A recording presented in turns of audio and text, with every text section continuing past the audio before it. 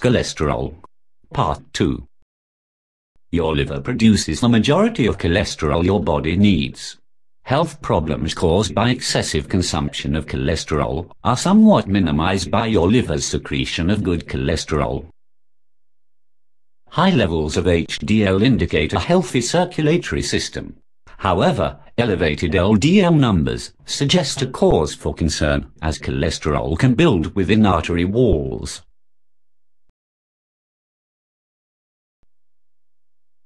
Good cholesterol acts to help prevent atherosclerosis, a disease which hardens the arteries. Good cholesterol functions to remove excess cholesterol from the cells and blood. If the cell's repair rate, that is, its absorption rate, is slow for any reason, some of the cholesterol deposited in the blood will not be removed.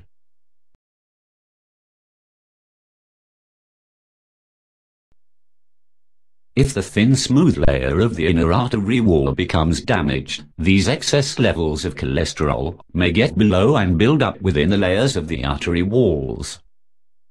The body defends itself against the intrusion of bad cholesterol into the arteries by releasing macrophages. The macrophage is a type of white blood cell.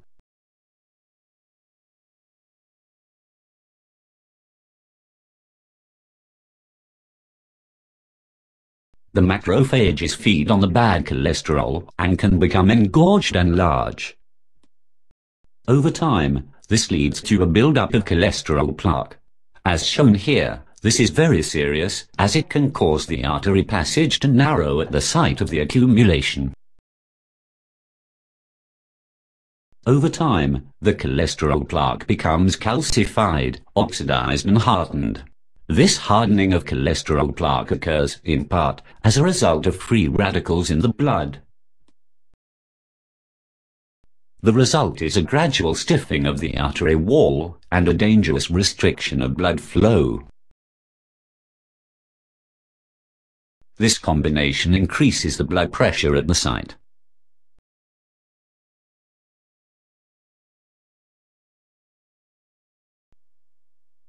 The pressure build-up at this site can lead to a rupture of this stiff, inflexible artery wall. The resulting blood flow can produce a clot, which may further restrict or completely block all blood flow to any organs connected to that supply.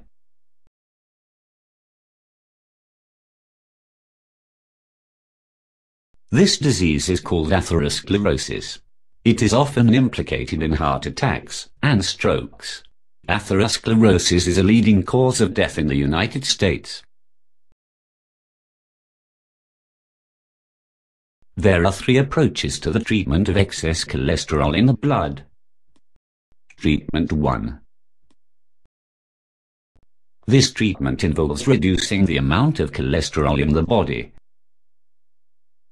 This means that it includes eating foods that are low in cholesterol and using drugs that reduce the production of bad cholesterol by the liver.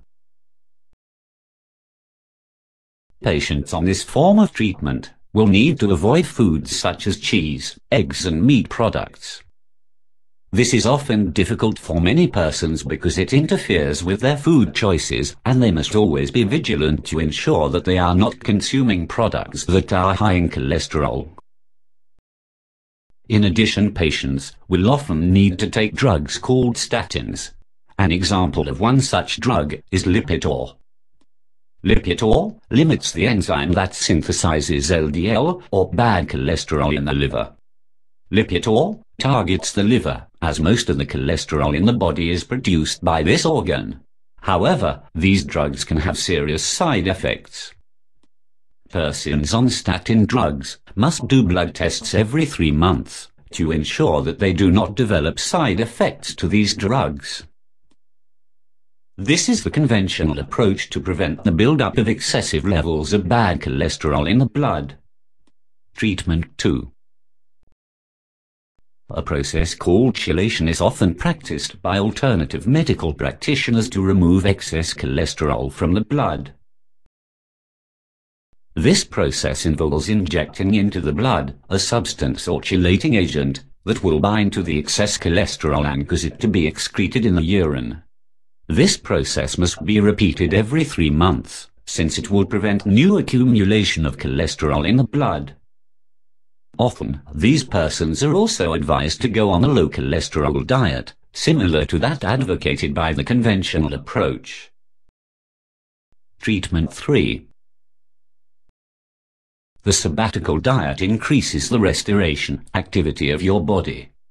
This means that the process involves accelerating the use of LDL or bad cholesterol, thus quickly removing the excess cholesterol from the blood.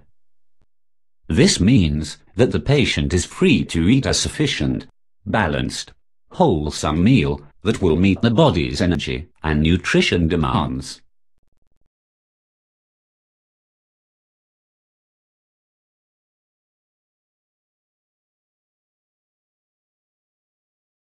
Of course, the amount of food will vary per individual. This is determined by the height of the individual and his or her activity level.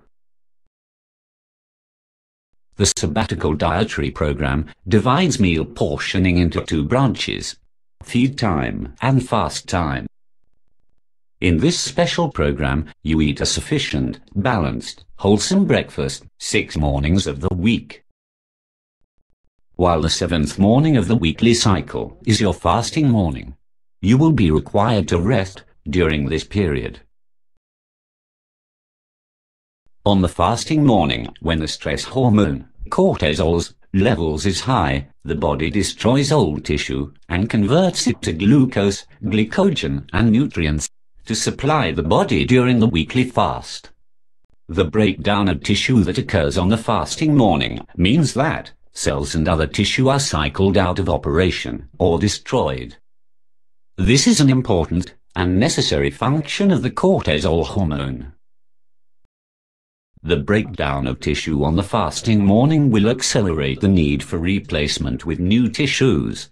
This process results in an increased demand for cholesterol to make new membranes. Thus, the body makes far more efficient use of food on the 6 breakfast mornings. The result of this feeding and fasting pattern increases the removal of bad cholesterol, or LDL, from the blood. Thus, the body restores itself more efficiently on the sabbatical diet. And, in addition to the removal of the excess cholesterol in the blood, the body slows its aging process, and therefore assumes a younger, more energetic and vibrant appearance.